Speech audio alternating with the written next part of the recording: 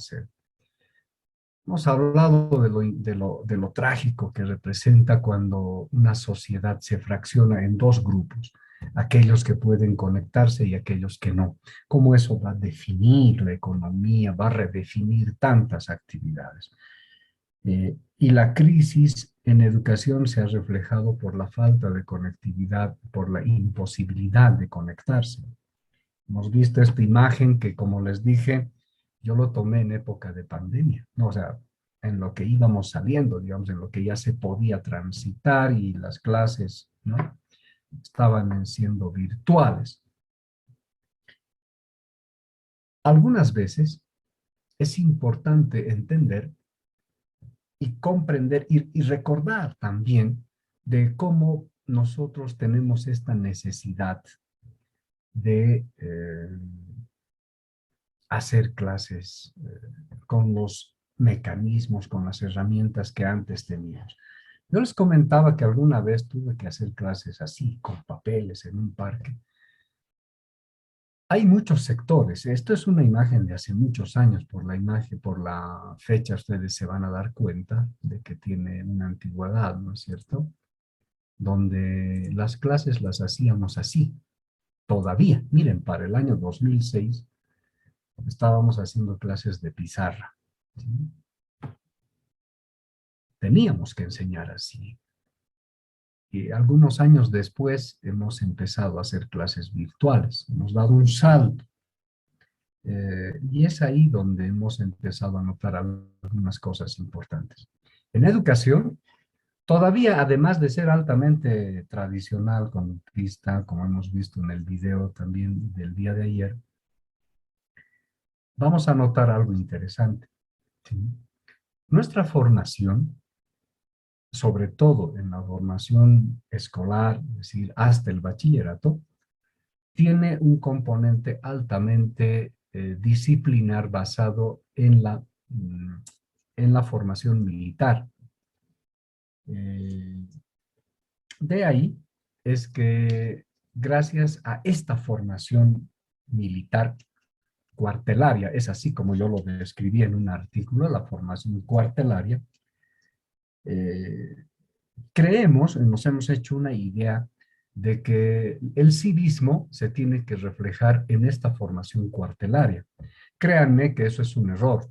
Ahora, puede que alguien diga no, porque alguna vez hablando con muchos otros colegas me decían, es importante hacer marchas. Y decía, ¿para qué? ¿Cuál es la razón?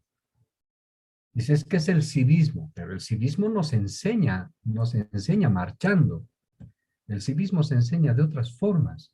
Se enseña interpretando mejor, por decirles algo, el himno nacional, entonándolo correctamente, etcétera, ¿no? Hay muchas otras, conociendo historia, respetando los símbolos patrios, conociendo el país, tantas otras formas de hacer civismo, pero si nosotros concentramos que el civismo va a estar en una formación cuartelaria que además no nos va a dejar tener un espíritu crítico, pues ahí tenemos un problema, porque uno de los grandes esfuerzos que se hace en nuestra sociedad, sobre todo en el campo educativo, es que concentramos mucha actividad y mucho esfuerzo en un desfile, cuando no debería ser así. En un congreso educativo, hace muchos años atrás, yo les había explicado a los profesores que en lugar de marchar deberían promover bailes, que eso sí ayudaría mucho a recuperar memoria,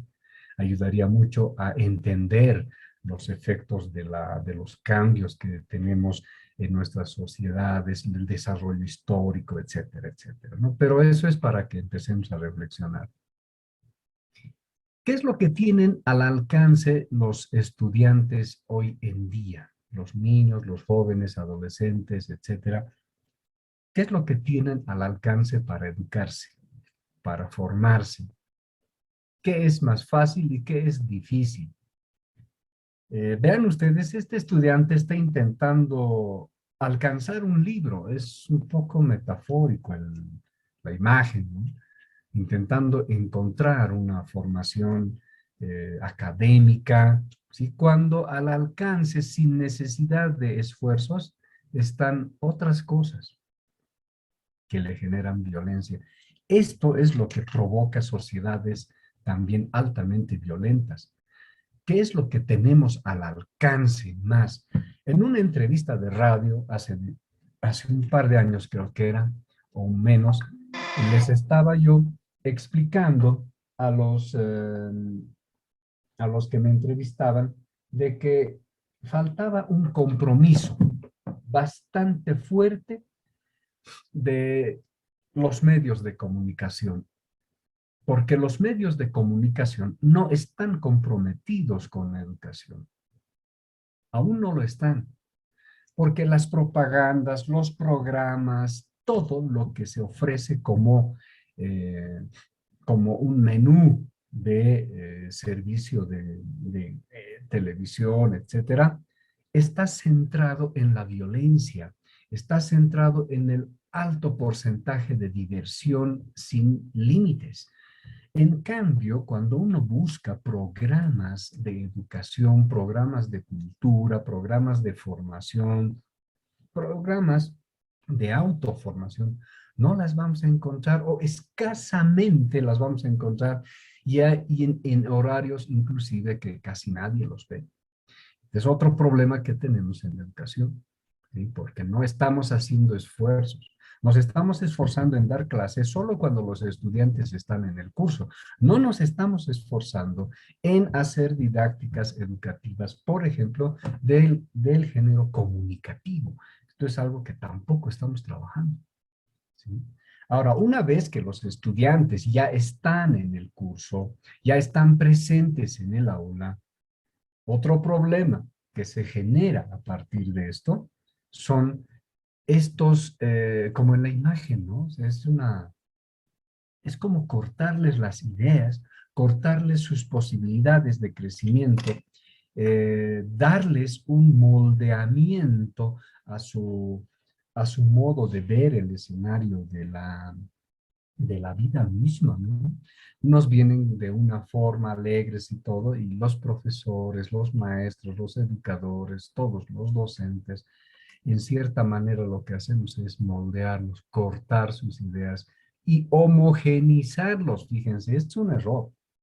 Cuando alguien el otro día decíamos de que no somos iguales, y eso es una opinión altamente científica, acá en educación, cuando nosotros los volvemos en uno solo, los igualamos, creo que ahí cometemos un grave error.